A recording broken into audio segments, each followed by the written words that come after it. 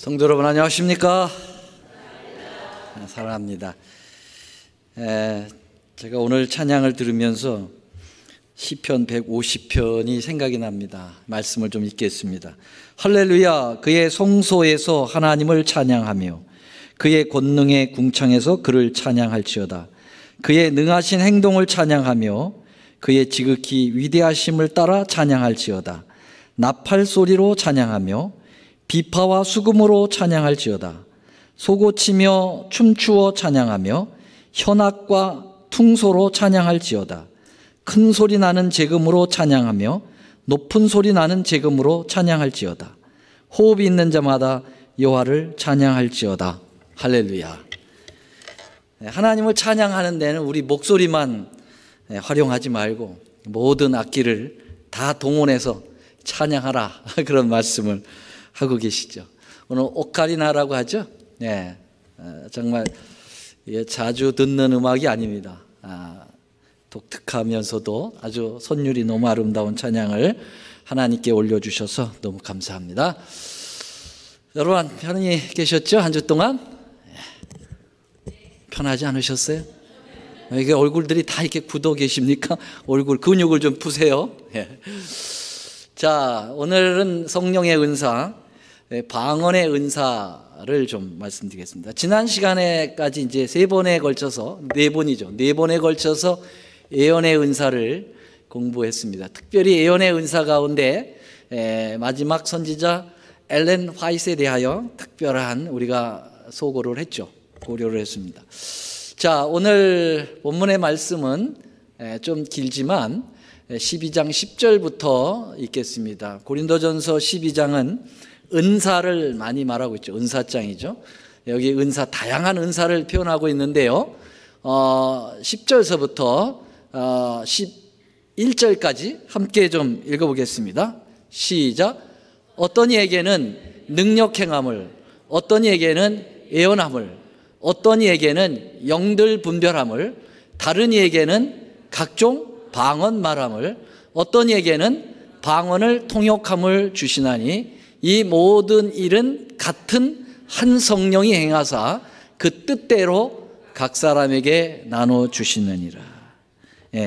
한 성령께서 말씀하시지만은 또 우리에게 기프트를 주시지만은 그 종류는 굉장히 다양하다고 그랬습니다. 우리가 이제 예언의 은사를 공부하고 오늘은 이제 방언의 은사라고 하는 특별한 은사의 종류를 우리가 접하게 되었는데요. 이 방언의 은사도 예언의 은사만큼 매우 조심스러운 것입니다. 예언의 은사가 왜 조심스럽다고 그랬습니까? 거짓 예언이 있기 때문에, 거짓 선지자들이 있기 때문에 매우 위험하다. 그래서 아주 상당한 그 분별력을 가지고 우리가 접근을 해야 된다고 했는데요. 예언의 은사보다 더 분별력을 가지고 접근해야 될 은사가 이 방언의 은사죠. 그 이유는 거짓 방언이 이 시대에 팽배하기 때문에 그렇습니다. 오늘날의 방언의 은사로 일반 개신교회들이 멍이 들고 있다 해도 과언이 아닙니다. 이 거짓 방언 은사는 하나님의 성령의 은사가 아니기 때문에 사단으로부터 왔다고 볼 수가 있겠습니다. 이 거짓 방언의 은사의 형태는 여러분들이 혹시 직접 보신 적도 있으시고 뭐 간접적으로 들으신 것도 있겠습니다만은 알 수 없는 짓거림을 하는 것입니다. 혹시 여러분들 가운데 방언을 하는 모습을 보신 적 있으십니까? 일반 개신교에서 방언을 하시는 거죠. 그 방언을 할 때 무슨 소리인지 의미를 깨닫습니까? 전혀 알 수 없는, 이제 방언을 하는 사람들 자체도 자기도 잘 모른다고 그래요. 자기도 잘 모르는 방언을 왜 해야 되는지 난 모르겠습니다만은, 우리가 이 거짓 방언 은사는 마치 이방신을 섬기는 사람들이 주술을 외우는 것 같은 그런 느낌을 받고요. 무당들이 이제 구술하면서 나름대로 뇌까리는 그런 모습도 보여줍니다. 제가 조금 이 방언을 오래 듣기가 너무 섬찟하고요. 별로 좋지 않아요. 기분이 안 좋아요. 그러나 방언이 이렇게 그 거짓된 방언이 어떤 형태로 이루어지는가 잠깐만 보여드리도록 하겠습니다.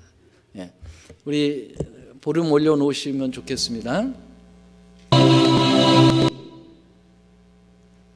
다시 한번 해보고요. 안 되면은 생략하도록 하겠습니다.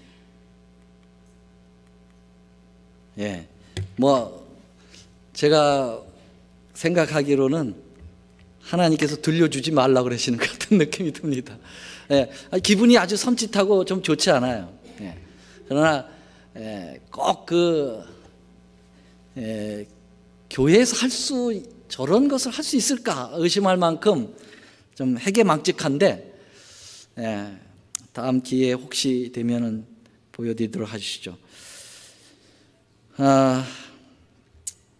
이 교회의 성도들이 특별히 신성한 이 거룩한 성전에서 거의 주술에 해당되는 이렇게 사단의 주술에 농락을 당하고 있다, 그런 생각이 좀 들게 됩니다.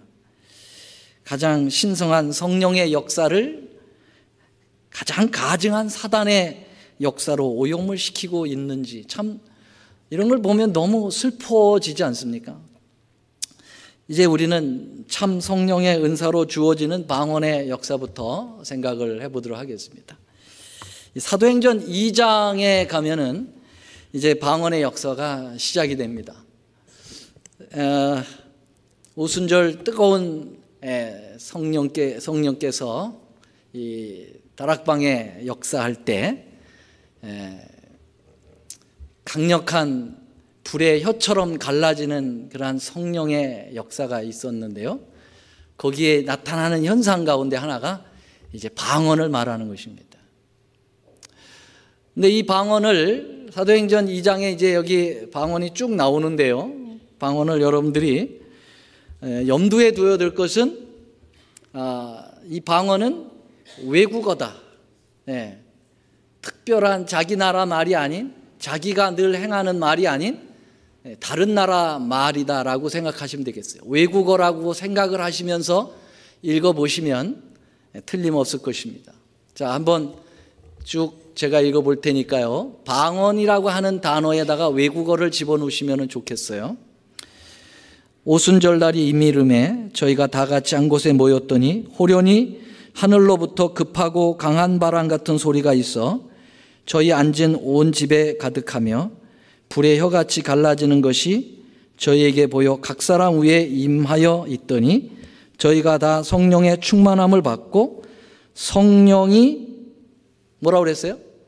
말하게 하심을 따라 성령께서 말하도록 하셨는데요. 다른 방언으로 말하기를 시작하니라. 그러니까 다른 나라 말로 말하기를 시작하니라. 어떻게 무리가 없죠? 그렇게 보니까 무리가 없죠? 그때 경건한 유대인이 천하 각국으로부터 와서 예루살렘에 우거하더니 많은 외국인들이 모여온 거죠. 이 소리가 나매 큰 무리가 모여 각각 자기의 방언으로, 각각 자기 나라의 말로 제자들의 말하는 것을 듣고 소동하여 다 놀라 기히 여겨 이르되 보라, 이 말하는 사람이 다 갈릴리 사람이 아니냐. 아니, 이 유대 갈릴리의 사람들인데 어떻게 이 각국에서 온 사람들이 이 말을 듣게 되느냐. 아주 놀라운 거죠. 우리 각 사람이 난 곳 방언으로 듣게 되는 것이 어찌된 일인가. 그래서 여기 각 나라에서 온 그 나라 이름을 나열하고 있습니다. 바데인, 메데인, 엘라민, 메소포타미아, 유다, 갑바도기아, 본도, 아시아, 부르기아, 밤빌리아, 애굽, 구레네까지 가까운 리비아. 그러니까 이 남쪽으로는 아프리카, 그 다음에 이 소아시아의 이 갑바도기아는 저쪽 터키 저쪽 끝쪽이고요. 이쪽 이 헬라 쪽으로도 각 여러 지방에서 왔습니다. 2장 11절 우리가 다 우리의 각 방언으로 하나님의 큰 일을 말함을 듣는다 하고 다 놀라며 의혹하며 서로 가로되 이 어찌 된이냐 하며 또 어떤 이들은 조롱하여 가로되 저희가 새술에 취했다. 그렇게 표현하고 있습니다. 그렇죠? 아니 외국어를 그냥 능통하게 하는 그 예수님의 12제자들, 공부도 많이 안 한 그런 아주 불황무식한 사람들이 어느 날 갑자기 온 나라의 말들을 능통하게 해버리니까 저게 술 취한 게 아니냐 그렇게 평을 하고 있죠. 그래서 이 사도행전 2장에 나오는 이 방언의 모습은 전혀 오해할 게 없어요. 그냥 외국어로 보면 됩니다. 사람이 하는 말로 보게 됩니다.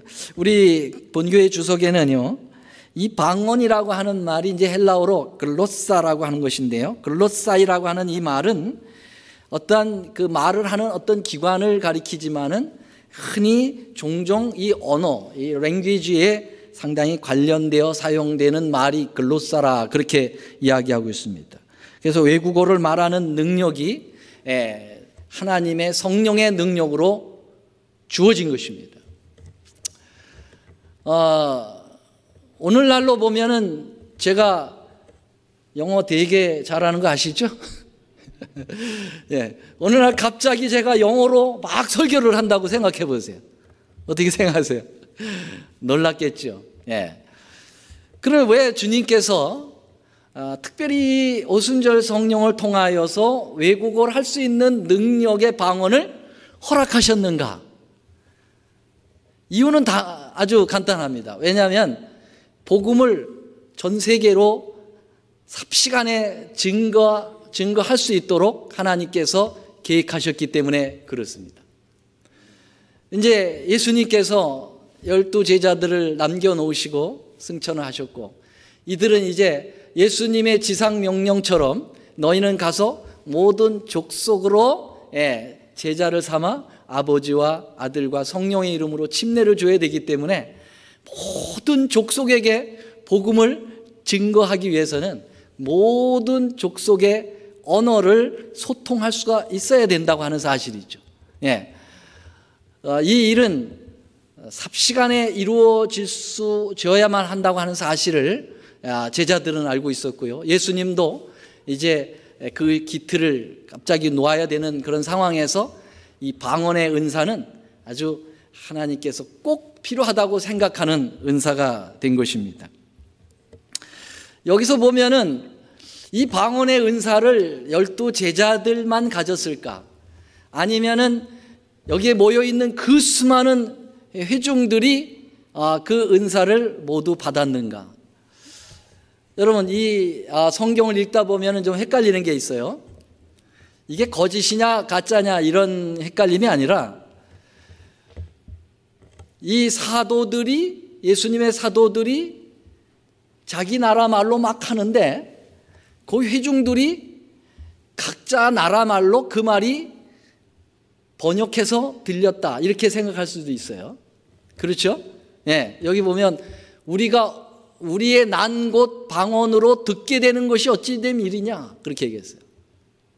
그래서 제가 여기서 한국말로 딱 하면 여기 미국 사람들은 영어로 다 듣고 프랑스 사람들은 프랑스 말로 들리고, 그래서 회중들이 방언의 은사를 받은 거냐, 아니면 이 사도들이 각 나라의 방언을 할 때 그 지방 사람들이 모여서 그 나라 말 하는 사도들에게는 그 말을 듣고, 또 갑바도기아의 말을 하는 사도 앞에 가서 갑바도기아 사람들이 모여서 그 이야기를 듣고, 그렇게 했겠느냐? 어떤 것이냐? 이 본교의 주석은 정확하게는 알 수 없다. 그러나 회중이 성령의 방언의 은사를 받았다기보다는 12사도들의 통해서 방언의 은사를 주셨다. 그렇게 보는 것이 옳다. 그렇게 생각을 한다고요. 나와 있습니다. 어떻든 이 방언의 역사는 예수님께서 가시기 전에, 하늘로 승천하시기 전에 약속을 하셨던 겁니다. 여기 마가복음 16장 17절에 믿는 자들에게는 이런 표적이 따르리니 곧 저희가 내 이름으로 귀신을 쫓아내며 그 다음에 뭐라고 그랬어요? 새 방언을 말할 것이다 라고 이야기했습니다. 자, 방언을 말하는 은사가 영구적일 것이다 라고 명확히 기록되어 있지는 않지만은 이 방언의 은사는 이 오순절 성령이 내렸고 복음이 세계로 확산되어 가는 그 즈음에 가장 명확하게 내렸고요. 그 역사가 끝난 다음에는 방언의 은사는 거의 멈췄습니다. 지금까지 그 역사는 아직 멈춰져 있죠. 우리가 이제 예수님 재림하시기 직전에 오순절 이 이른비 성령과 함께 이제 늦은비 성령이 다시 한번 재현될 때 그때 우리는 또 한 번의 방언의 은사를 받을 수 있으리라고 생각을 합니다. 그때는 영어 못해서 답답한 이 속심정이 터져 나갔는데 지금 그것이 후련하게 풀릴 수 있으리라고 믿습니다. 자, 그러면요 이제 사도행전 2장의 방언만 놓고 보면은 외국어를 가리키는 것이 분명하고 큰 문제도 없어 보입니다. 그런데 이 방언이 상당히 우리의 머리를 아프게 하는 것은 고린도전서 14장에 나타나는 방언 때문에 그렇습니다. 제가 말씀드렸죠. 고린도전서 12장은 은사장이라고 그랬고 13장은 무슨 장? 사랑장이라고 그래요. 14장은 지금 말씀드렸잖아요. 14장은 방언만 얘기해요. 방언. 처음부터 끝까지 방언 얘기해요. 방언장. 15장은 부활장. 그렇죠? 네. 자, 그래서 이 14장은 방언이 처음부터 끝까지 쫙 나오는데요. 이 고린도전서 14장의 방언에 대한 언급 때문에 아주 몹시 혼란스럽기 짝이 없습니다. 왜냐하면 고린도전서 14장에서는 이 방언의 은사가 외국어로만 간주하여 말씀하지 않고 알 수 없는 짓거림식의 오늘날 일반 개신교에서 자행하고 있는 이 방언이 존재하는 것 같은 그러한 말씀의 뉘앙스가 이 귀절에 나와 있어요.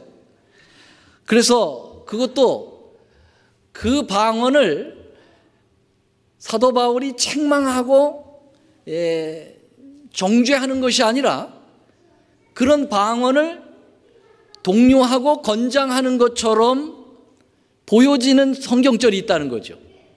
그러니까 우리를 헷갈리게 만드는 것입니다. 자, 그럼 여러분 문제시되는 성경절을 제가 지금부터 보여드리겠습니다. 여기 사도행전이라고 하는 건 다 고린도전서로 고쳐주시면 되겠어요. 제가 잘못 기록했네요. 고린도전서 14장입니다. 고린도전서 14장 2절에 보면은 방언을 말하는 자는 사람에게 하지 아니하고 누구에게 한다고요? 이거 방언은 하나님께 한다고 바울이 얘기하는 것 같아요. 이는 알아듣는 이가 없고, 다시 말하면 이 방언의 뜻을 사람들은 못 알아듣는다. 그렇게 이야기한 것처럼 보여요.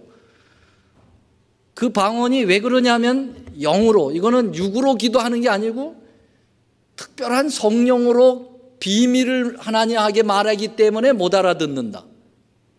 그러니까 일반 개신교에서 하는 그 사람들의 방언이 여기에 지지를 받는 것처럼 보여지죠? 그렇죠? 사람들은 못 알아들어. 하나님하고 나하고의 교통이야. 그것도 영으로 비밀을 말하는 거야. 그 다음에 고린도전서 14장 4절에 보면은 방언을 말하는 자는 누구의 덕을 세워요? 자기의 덕을 세운다. 예언하는 자는 교회의 덕을 세우지만 방언을 말하는 자는 자기의 덕을 세운다. 덕을 세운다고 하니까 좋은 거죠. 자기의 무슨 덕을 세우는지 모르지만 덕을 세운다. 그 다음에 사도행전 14장 18절에 보면, 고린도전서 보면 내가 너희 모든 사람보다 방언을 더 말함으로 하나님께 뭐 한다고요? 방언을 많이 말하는 게 하나님께 감사할 일이라고 하는 겁니다. 그렇죠?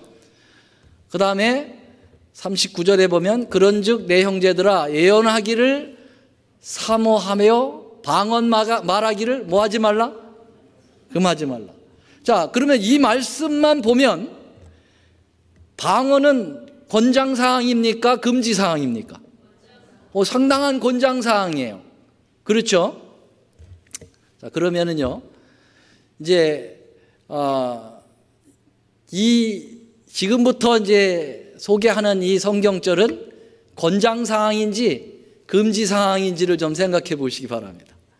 그런즉 형제들아, 내가 너에게 나아가서 방언을 말하고 계시나 지식이나 예언이나 가르치는 것이나 말하지 아니하면 너희에게 무엇이 유익하리요? 이 말은 방언만 말하는 것은 유익이 없다. 계시나 지식, 예언 같은 거를 가르치면서 방언을 말해야 유익이 있다는 뜻이에요. 그러니까는 약간의 이제 부정적인 의미가 나타나기 시작합니다. 고린도전서 14장 8절 11절에 보면은 만일 나팔이 분명치 못한 소리를 내면 누가 전쟁을 예비하리요? 이와 같이 너희도 혀로서 알아듣기 쉬운 말을 하지 아니하면 그 말하는 것을 어찌할리요? 이는 허공에다가 말하는 것이라. 세상의 소리의 종류가 이같이 많되 뜻이 없는 소리는 없나니 그러므로 내가 소리의 뜻을 알지 못하면 내가 말하는 자에게 야만이 되고 말하는 자도 내게 야만이 되리니. 어떻습니까?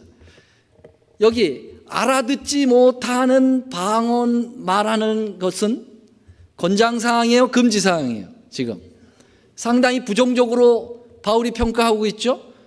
아니, 나팔도 분명한 소리를 내야지 뜻도 모르는 그러한 소리를 말하는 건 마치 허공에다가 대는 거와 똑같은 것이다. 뭐 하나님하고 교통하는 게 아니다. 그거는 그냥 허공에다가 무의미하게 던져버리는 말이다. 그리고 소리 없는 그러한 뜻도 없는 말을 이렇게 되풀이하는 것은 뭐 하는 거라고요? 야만인들이나 하는 것이다. 그렇게 이야기하고 있어요. 다음 것을 보죠. 고린도전서 14장 14절 같이 좀 읽겠습니다. 제가 목이 아프네. 시작. 내가 만일 방언으로 기도하면 나의 영이 기도하거니와 나의 마음은 열매를 맺힌다 못 맺힌다? 열매를 맺히지 못한다고 그랬어요. 방언으로 말하면 열매를 맺지도 못한다. 그렇게 얘기했어요. 그 다음에 14장 19절 그러나 교회에서 내가 남을 가르치기 위하여 깨달은 마음으로 5마디 말하는 것이 1만마디 방언으로 말하는 것보다 나으니라. 그러니까 또릿또릿하게 하나님의 진리를 가르치는 5마디 말하는 것이 더 낫지 알 수 없는 짓거림으로 10,000마디를 말하는 것, 그 소용없는 것이다 라는 것이죠. 자, 사도행전, 죄송합니다. 자꾸 고린도전서 14장 23절입니다. 그러므로 시작. 그러므로 온 교회가 함께 모여 다 방언으로 말하면 무식한 자들이나 믿지 아니하는 자들이 들어와서 너희를 미쳤다 하지 않겠느냐. 그 미친 짓이지라고 오해받지 않겠느냐. 그래서 방언을 이게 혼자 이렇게 하는 거 아니라 보면은 방언을 이렇게 한꺼번에 막 하는 경우가 있어요. 그러면 마치 이게 무슨 개구리가 우는 건지 뭐 하는 것인지 도대체 알 수가 없어요. 혼란스러워요. 그러면 이방 사람들이 와서 미쳤다고 하지 않겠느냐 그런 것입니다. 자, 이런 표현들은 다 부정적으로 방언을 얘기합니다. 그럼 바울은 도대체 뭘 얘기하려고 하는 거냐? 한쪽에서는 방언을 얘기하라고 하고 방언을 금하지도 말라고 하고 그건 하나님만 알아듣는 것이고 하나님하고 교통하는 거라고 하고 그 영적으로 하나님과 교통하는 거라고 하고 그런데 또 한편으로서는 의미 없는 말을 하지 말라고 하고 도대체 이것은 어디에다가 장단을 맞춰야 될지 모르기 때문에 오늘날에 많은 기독교인들이 혼란에 빠지는 이유가 여기에 있다는 것입니다. 자, 우리는 여기서 이제 분별을 해야 돼요. 이 고린도 전서에 나오는 방언은 2가지의 방언이라고 하는 사실을 알아야 합니다. 첫째는 사도행전 2장에서 언급된 언어, 이 다른 외국어, 그러한 방언을 사도 바울이 14장에서 얘기하고 있습니다. 분명히. 또 하나는 오늘날 일반 개신교에서 짓거리듯 하는 그러한 무당 굿하듯한 그런 의미 없는 소리로 되풀이하는 그 방언이 역시 고린도 교회에 존재하고 있어서 그것을 바울이 경계하고 있다고 하는 사실, 이 두 가지가 지금 섞여서 나오기 때문에 혼란한 것입니다. 그래서 이제 이것을 구분을 좀 시키도록 하겠습니다. 자, 먼저 요 두 성경절은요, 방언을 아까 우리가 이것을 표현할 때 긍정적으로 권장상황으로 보는 부류에다가 놨었죠. 방언을 더 말함으로 하나님께 감사한다. 누가요? 사도 바울이 내가 방언을 다른 사람보다 더 많이 말하기 때문에 하나님께 감사한다. 그러면 여러분, 여기에 나오는 방언은 외국어 방언입니까? 아니면 짓거리는 방언입니까? 여기서 말하는 방언은 바울이 외국어 하는 말의 능력을 얘기하는 것입니다. 그러니까 사도 바울은 방언의 은사를 받은 사람이에요. 그리고 원래 또 이제 공부 많이 하신 분이죠. 이 감말리엘 문화에서 공부한 대단한 석학이죠. 율법으로 흠이 없는 자로서 정말 공부를 많이 한 사람입니다. 그래서 아마 몇 개 국어를 능통하고 있었는지도 모르죠. 거기에다가 성령의 방언의 은사까지 받아서 대단한 방언 능력을 가지고 있었을 것입니다. 많은 나라의 말을 했을 것입니다.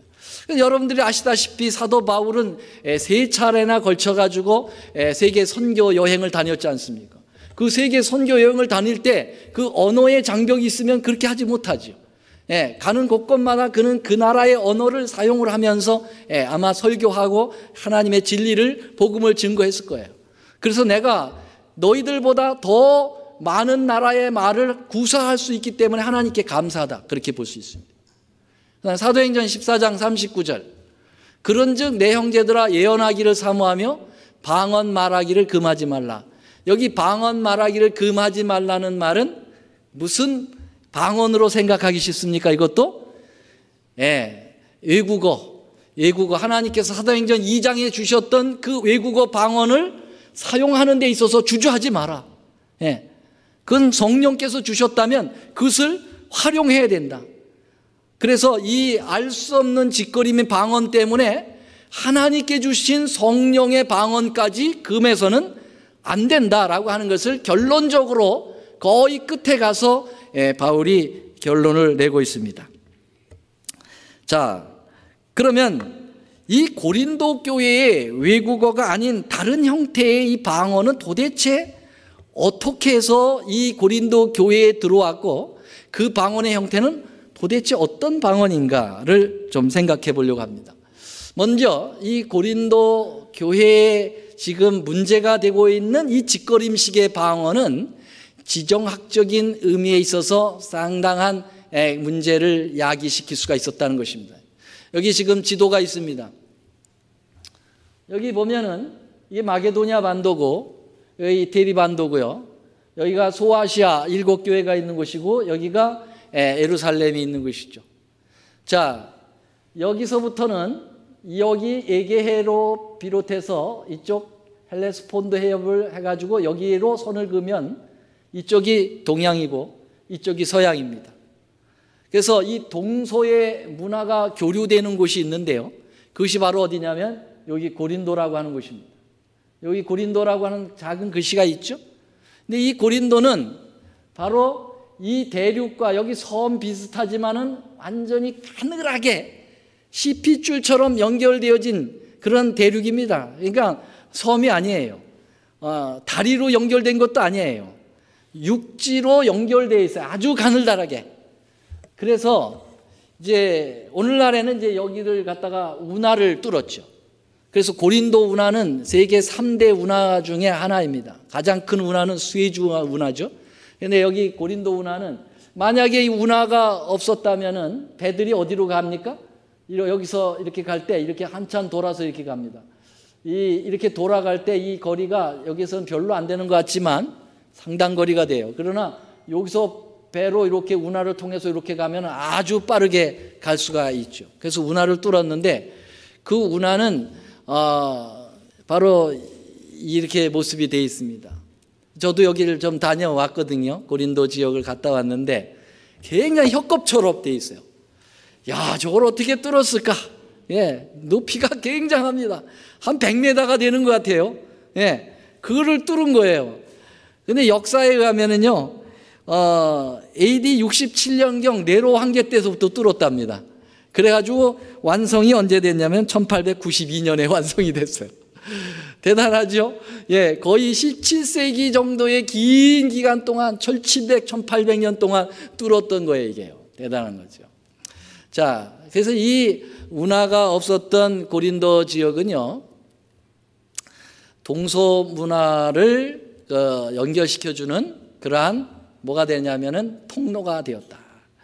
그래서 예, 운하가 없기 때문에 여기 배를 여기다 대고 여기서 무역을 여기서 이제 물건을 하역하고 여기서 다시 물을 실어 가지고 일로 가는 겁니다. 그러니까 양쪽에 이 고린도 항구에 양쪽 항구가 있는데 거기는 엄청난 무역량이 존재했었다.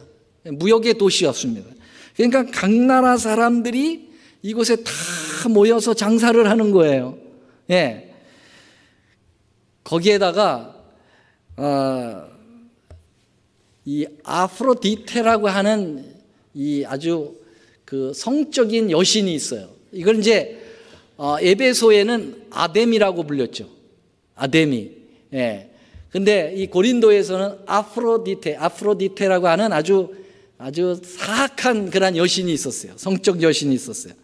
이 여신을 섬기고 있는 도시였어요. 그러니까는 상당히 사람들 자체가 성적 타락이 강했고요. 또 항상 이런 옛날 항구에는요, 창녀들이 많았어요. 그래서 이 마도로스를 대상으로 해서 몸을 파는 사람들이 많았기 때문에 이 고린도 지역은 상당한 부패한 지역, 성적으로 타락한 지역, 거기다가 무역이 많아가지고 각 나라 사람들이 뒤엉켜 살면서 아주 복잡한 도시였다고 볼 수가 있겠습니다. 그래서 이러한 역사적 배경, 지리적 배경 위에 세워진 고린도 교회는 문제가 너무 많았어요. 그래서 사도 바울이 세운 많은 교회들이 있는데 뭐 에베소, 빌립보, 골로새 많은 교회들 있는데요. 이 고린도 교회만큼 골치 아픈 교회는 없었어요. 그래서 바울이 고린도에 보내는 편지를 2개나 써보냈죠. 고린도 전서하고 고린도 후서를 써보내면서 그 골치 아픈 문제를 하나씩 다 다뤄가면서 권면하고 그렇게 제발 하지 말라고 주님께 그 바울의 그런 호소가 나오는 모습이 됩니다. 이 고린도 교회는 당파 문제가 대단했습니다. 그래서 어떤 사람은 나는 아볼로파다, 아주 말쟁이, 말을 얼마나 잘하고 지식이 넘치는 이 알렉산드리아에서 온 이 아볼로, 대단한 이 카리스마가 있어요. 나는 아볼로를 따르는 아볼로파다. 아니다, 나는 바울파다. 바울파가 따로 있었고, 아니야, 나는 예수님의 직접적인 사도인 이 베드로, 이 게바파다. 그렇게. 나는 이 파도 아니고 저 파도 아니고 예수파다. 그래가지고 이 파들이 너무 많아가지고 바울을 골치 아프게 만들었어요. 그 다음에 교회에서 얼마나 싸움을 많이 했는지, 교회에서 싸우다 못해가지고 그 싸움을 어디까지 가져나가냐면 세상 법정까지 가지고 가서 세상 법하고 싸우는 그런 사례들이 있어요. 그래서 바울이 이 문제를 또 다뤘고요.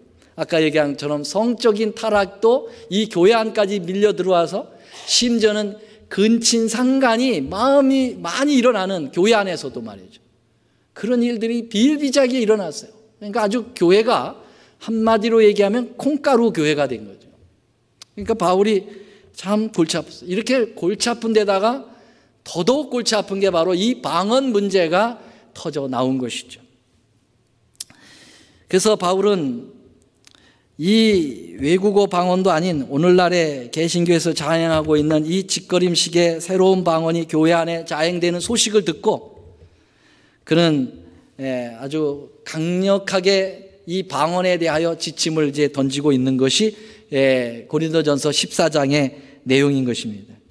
이 고린도 지역의 이 특성상 외국어가 엄청나게 필요했던 것입니다. 그렇습니까?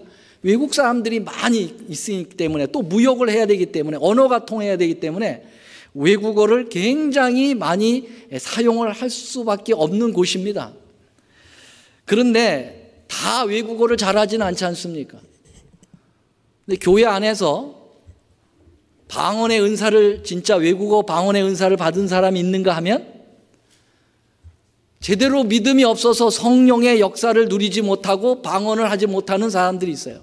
이런 사람들이 외국어 방언을 은사를 받은 사람을 부러워하기 시작을 하고요. 그래서 나도 방언을 좀 했으면 좋겠다. 근데 성령을 구해도 그 제대로 된 자기 욕심 때문에 방언의 역사가 내리지 않는 것입니다. 임하지 않는 거예요.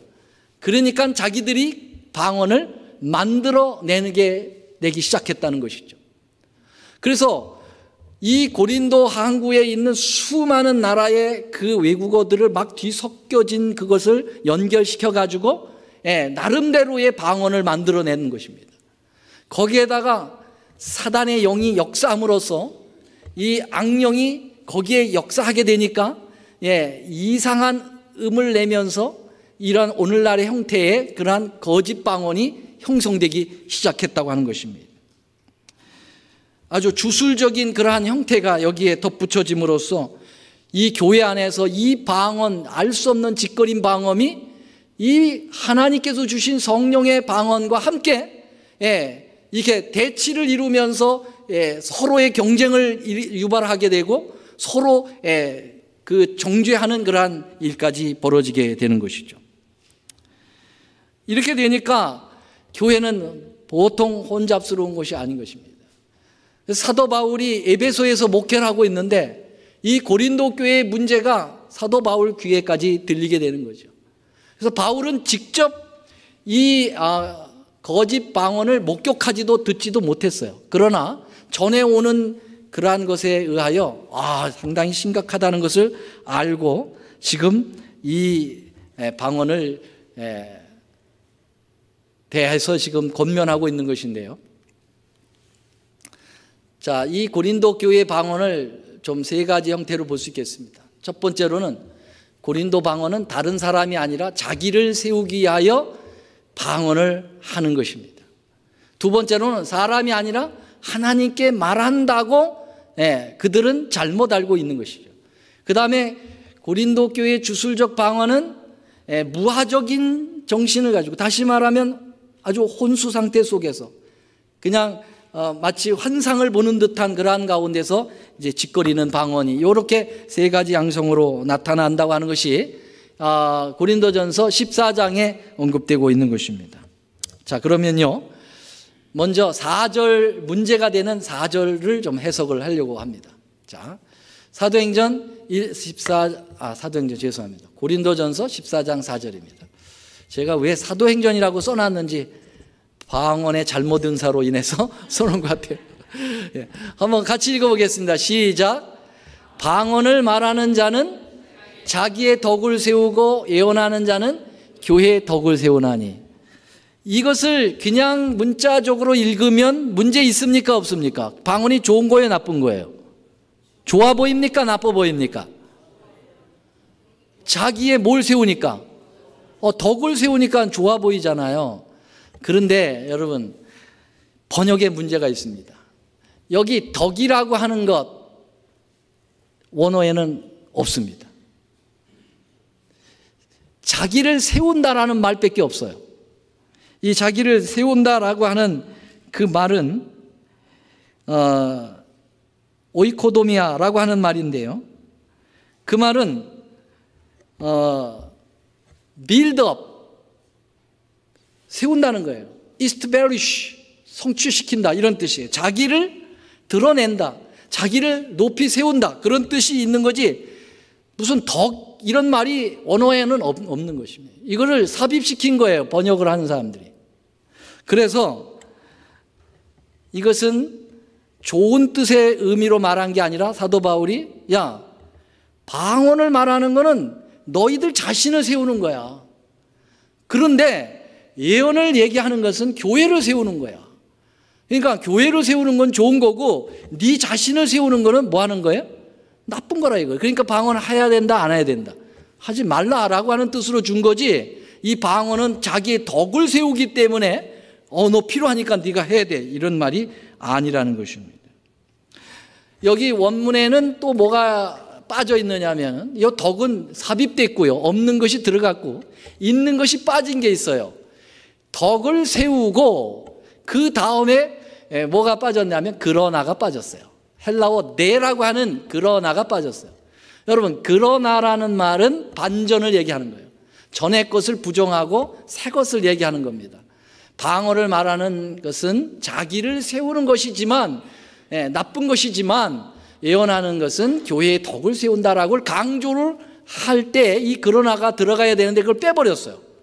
그래서 성경 말씀에다가 가감을 시켜버리는 그런 행태가 되어버렸다고 하는 것입니다. 그래서 이 성경절을 이런 언어적으로 볼 때 분명히 잘못되어 있다, 잘못 해석되어 있다를 볼 수 있겠습니다. 그 다음에 이제 두 번째로는 뭐냐면, 방언을 말하는 자는 사람에게 하지 아니하고 누구에게 한다고요? 하나님께 하나니 이는 알아듣는 자가 없고 그 영어로 비밀을 말함이라. 그래서 오늘날에 이제 이런 방언을 하는 일반 개신교인들이 이 성경절을 들어가지고 내가 말하는 걸 너희들이 못 알아듣는 건 당연하다. 이건 하나님하고 나하고 직통으로 얘기하는 거다. 제가 오늘 좀 그 방언을 강조하는 목회자의 설교를 좀 들어봤는데요.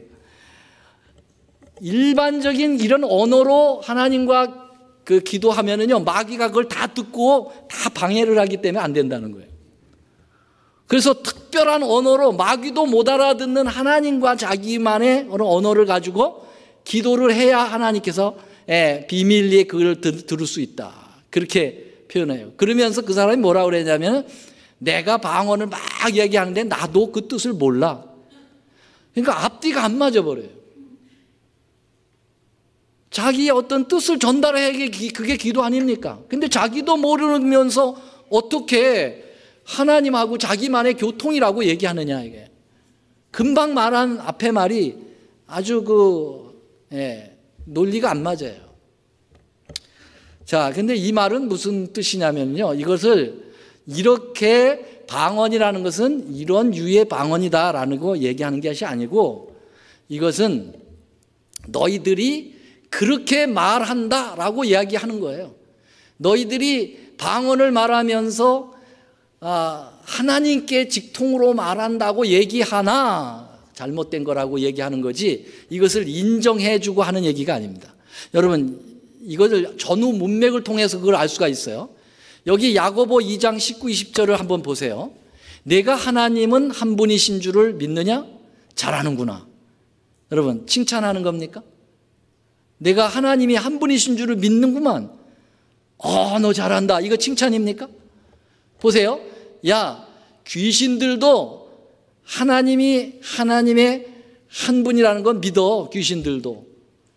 이 사람아, 네가 행함이 없는 그 믿음 하나만 가지고는 다 허탄한 거야. 그건 다 그 헛것인 줄을 알아라. 다시 말하면 내가 하나님 한 분이신 줄을 믿느냐? 그 잘한다 이렇게 칭찬하는 게 아니야. 아이고 잘하는구만. 이게 하나의 그것을 부정적으로 얘기하고 있는 표현을 하고 있는 거예요. 전후 문맥을 보면은 분명히 그 뜻을 알 수가 있어요. 그래서 여기 고린도전서 14장에 나오는 이것도요, 하나님과의 네가 교통을 하는구나, 아주 잘하는구나, 그게 아니에요. 네가 그렇게 얘기를 하지만 그건 잘못된 거예요. 왜? 고린도전서 전체의 문맥을 보면은 방언을 계속 부정적으로 얘기하고 있거든요. 잘못된 방언이라고. 사도 바울이 계속 정죄를 하고 있거든요. 그런데 이렇게 이야기할 수가 있는 것이 아닙니다. 그래서 이 고린도전서 14장 1절로 4절의 말씀을 전체 문맥을 고려해서 이렇게 좀 표현을 해봤습니다. 1절서부터 4절의 말씀을 오해 없도록 표현해 본 겁니다. 신령한 것을 사모하되 특별히 예언을 하려고 하십시오. 내가 지금부터 예언이 얼마나 좋은 것인가를 말해 주겠습니다. 지금 고린도 교회에서 알아듣지 못하는 방언이 문제가 되고 있는데, 방언이란 믿지 않는 사람들을 위해 복음을 전하기 위해 주신 은사입니다. 그런데 여러분들이 하는 방언은 하나님께 영으로 비밀을 말한다고 하면서 자기만 드러내는데 아무도 알아듣는 사람이 없으니 그것이 여러분에게 무슨 유익이 있습니까? 그리고 그것은 성령께서 주신 방언의 목적에도 아닙니다. 그러나 예언은 사람에게 알아듣게 말하기 때문에 덕을 세우며 권면하며 아니하는 것이요, 자기를 세우는 것이 아니라 교회를 세우는 것입니다. 여러분 이제 이해가 좀 되겠어요? 이런 맥락으로 바울이 설명을 하고 있다는 것입니다. 그래서 여기 보면은 열매를 맺지 못한다. 너희가 미쳤다 하지 않겠느냐. 하나님은 어지러움의 하나님이 아니라고 계속 고린도전서 14장에 이야기하고 있어요. 너희들이 지금 얘기하고 있는 그 어지럽게 하는 그 방언은 하나님이 원하는 게 아니야. 열매도 못 맺고 사람들이 미쳤다고 오해도 하고 하나님이 어지러워서 못 살겠다고 하신다. 이제 이런 표현이 있죠. 예수님께서 직접 말씀하셨습니다. 마태복음 6장 7절에 시작. 또 기도할 때에 이방인과 같이 뭐 하지 말라고요? 중언부언하지 말라. 여러분 그때 이방인 헬라 사람들은요 그러한 잘못된 철학과 잘못된 이방신의 영향을 받아서 기도할 때 마치 주술을 외우듯이 막 이 짓거리는 그런 것들이 횡행했던 때였습니다. 주님께서 이것을 경고한 것입니다. 고린도전서 1장 11절에 보면 내 형제들아 글로의 지편에서 너희에게 대한 말이 내게 들렸다. 지금 이 거짓된 방언 때문에 고린도에 있는 나의 사랑하는 형제인 글로에게서부터 편지가 왔는데 이런 아주 문제가 있다고 하니 내가 이것을 어떻게 처리해야 되겠느냐 라고 아주 고민을 털어놓고 있는데요. 바울은 자기가 직접 보거나 확인한 것이 아니기 때문에 단호하게 얘기를 하면서도 그 반대편이 상처를 받을까 봐 상당한 또 관용의 정신을 가지고 얘기합니다. 그런즉 너희는 차라리 저희를 용서하고 위로할 것이라. 그러면서 아주 조심스러운 표현을 하면서 또 한편으로는 단호하게 이렇게 표현합니다.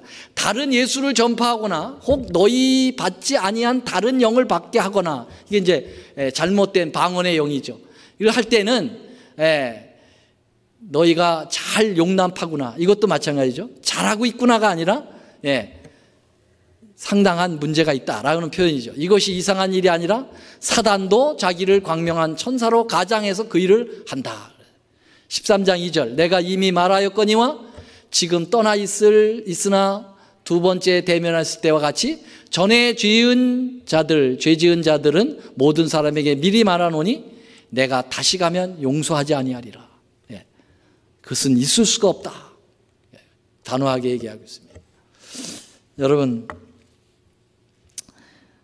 혹시 엘리야가 갈멜 산상에서 850명의 바알과 아세라 신자 이 제사장들하고 싸웠던 이야기를 아시죠?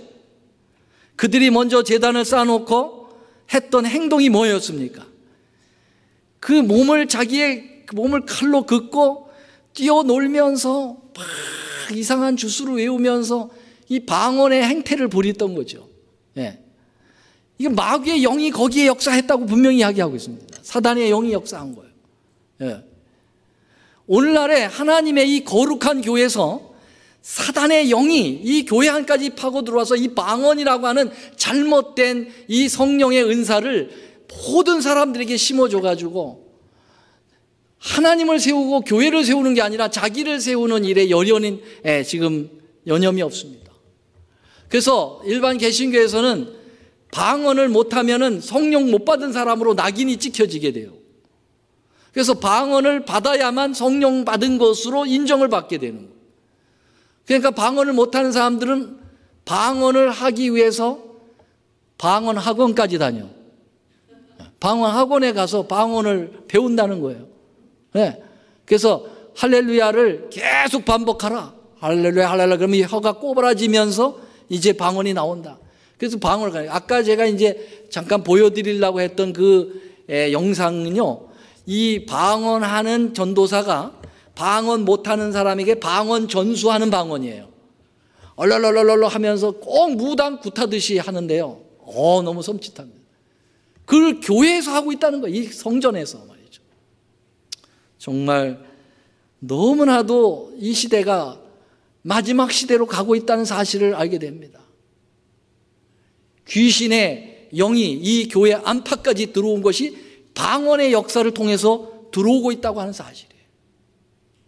우리 교회는 뭐 그런 거 전혀 현혹당할 이유가 없지만 혹 그 방언을 주장하는 사람들을 접할 때 여러분들이 기본 상식을 가지고, 진리를 가지고 대해야 된다고 하는 사실입니다.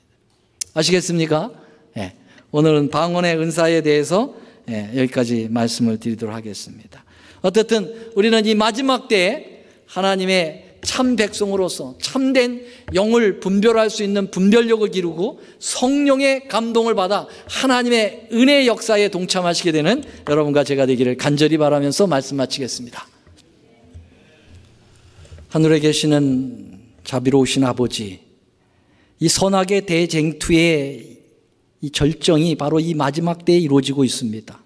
하나님의 거룩한 성령의 역사가 하나님의 참 백성들에게 임하고 있지만, 그러나 참으로 마음이 무디어서 하나님의 성령을 온전히 충만히 경험하지 못하게 되면 반대로 사단의 영이 우리의 마음을 지배하고 우리의 교회를 지배하고 있다는 사실을 기억하게 하여 주시옵소서. 잘못된 성령의 은사를 통하여 모든 교회들이 지금 곤란을 겪고 참된 하나님의 은혜로부터 멀어지고 미혹을 당하는 그러한 모습들을 보면서 우리의 가슴이 아픕니다. 잘못된 지도자들의 가르침을 통해서 우매한 백성들이 다 멸망으로 가고 있다는 사실을 보면서 우리가 어떤 기별을 어떻게 옳게 증거해야 될지를 각오하게 되니, 오 아버지, 우리에게 올바른 성령의 역사가 함께하여 주시옵소서. 저희들에게 주시려고 하시는 진정한 은사를 저희들이 바라고, 은사의 구함보다는 성령의 열매를 구하는 진정한 하나님의 백성들이 되도록 축복하여 주옵소서. 우리 구주 예수님의 이름으로 간절히 기도 올리옵나이다. 아멘.